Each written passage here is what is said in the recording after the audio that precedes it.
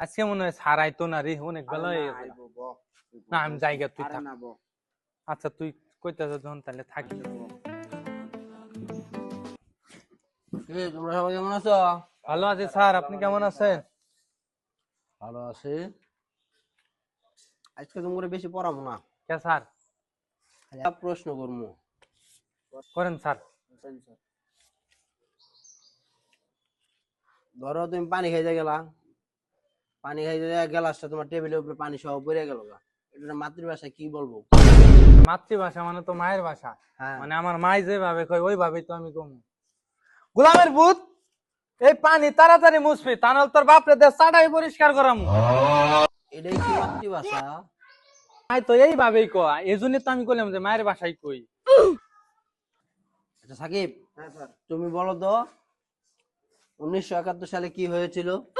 Sir আমার জন্ম হইতো 2001 সালে, আমি 1971 সালে কি হয়েছিল এটা কিভাবে বলবো? তুমি বলো। এই যে মানুষে যে কাটা গায়ে নুনের ছিটা দেয়, এটা কোন কোম্পানির লবণের ছিটা দিলে ভালো হয় স্যার? প্রশ্ন করে কি প্রশ্নের কি উত্তর দিমু? আজকে ছুটি দেওয়ার দরকার। স্যার আমার একটা প্রশ্ন আছে। তোর আবার কি এর প্রশ্ন? ক শুনি তোর কি প্রশ্ন।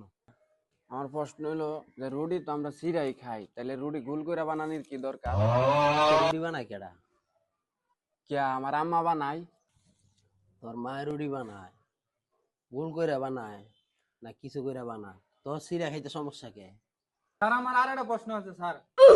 আর তো কোনো প্রশ্ন God have mercy upon us.